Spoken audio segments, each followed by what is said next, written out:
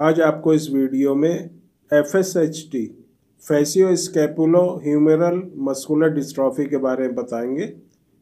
FSHD जो muscular dystrophy है, जैसे इसके नाम से ही पता चलता है, इसमें 3 तरह के नाम जो है मिलके इसको पूरा जो एक वर्ड होता है उसको बनाया गया है। इसमें पहला जो है वो है फेसियो। फेसियो का मतलब फेस, यानी कि चेहरे पे।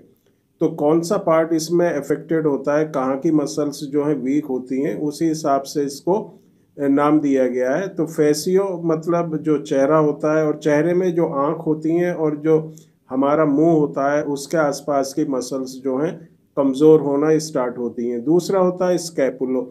स्कैपुलो जो हमारा ये कंधे का जोड़ होता है, वहाँ की मसल्स जो है कमज़ोर होने लगती हैं। और इसके बाद जो तीसरी चीज़ होती है वो होता है ह्यूमेरस। ह्यूमेरस जो हमारे कंधे से लेके और ये जो कोनी होती है, यहाँ की जो हड्डी होती है, इसको हम कहते हैं ह्यूमेरस। तो ये पार्ट हुआ अपर आर्म जिसको हम कहते हैं।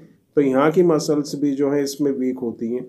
तो 3 जगह की जो मसल्स हैं उसमें ज़्यादा वीकनेस आती है। एक तो चेहरा, दूसरा कंधा, और जो तीसरी चीज़ होती है वो अपर आर्म।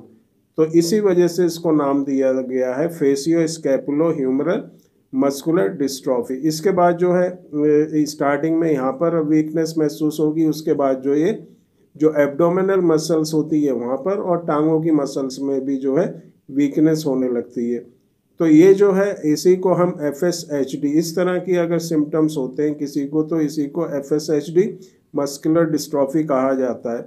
अब इसका जो प्रोग्रेस की अगर हम बात करें, और अगर हम बात करें कि दूसरी तरह की जो मस्कुलर डिस्ट्रॉफी होती है, जैसे बेकर मस्कुलर डिस्ट्रॉफी और ड्यूशन मस्कुलर डिस्ट्रॉफी, उससे इसमें थोड़ा फ़र्क इस हिसाब से होता है कि ये एक तो ऑटोजोमल डोमिनेंट जो है डिजीज़ है या डिसऑर्डर है, जिसमें जो ऑटोजोम होता है उसके ऊपर डिफेक्टिव जीन या म्यूटेशन की वजह से ये मस्कुलर डिस्ट्रॉफी होती है। और ये फादर और मदर दोनों में किसी से भी ये जो मस्कुलर डिस्ट्रॉफी है ये ट्रांसफ़र होती है बच्चों में।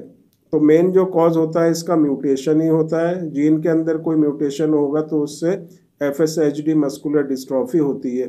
अब किस एज में ये FSHD की प्रॉब्लम ज़्यादा देखी गई है, तो 20 साल के आसपास के लोगों को इस तरह की मस्कुलर डिस्ट्रॉफी के सिम्टम्स जो होते हैं वो स्टार्ट होते हैं, और इसकी जो प्रोग्रेस होती है वो बहुत स्लो होती है।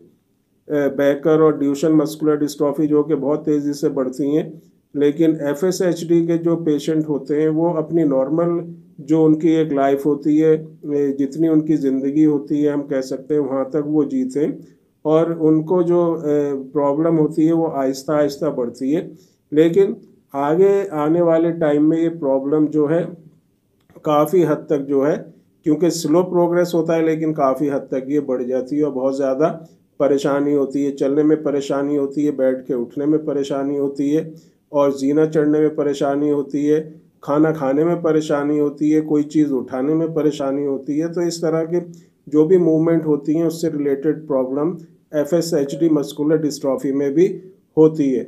अब इसका अगर हम बात करें कि इसको हम किस तरह से ट्रीट कर सकते हैं, तो जो बेस्ट चीज़ होती है वो इसकी होम्योपैथिक मेडिसिन होती हैं। होम्योपैथिक मेडिसिन जो हम देते हैं, और जो MD ऑयल है उसको यूज़ करके इस प्रॉब्लम को बहुत हद तक ठीक करा जा सकता है, और इस मस्कुलर डिस्ट्रॉफी से निजात पाई जा सकती है। तो होम्योपैथिक मेडिसिन बेस्ट ऑप्शन है FSHD मस्कुलर डिस्ट्रॉफी को ठीक करने के लिए। जिन लोगों को FSHD की प्रॉब्लम है तो वो होम्योपैथिक मेडिसिन यूज़ करें। अपनी जो भी डिटेल है वो हमारे WhatsApp नंबर पर ज़रूर शेयर करें, और हम कोशिश करेंगे कि आपकी प्रॉब्लम को हम ठीक करें और आप एक नॉर्मल लाइफ अपनी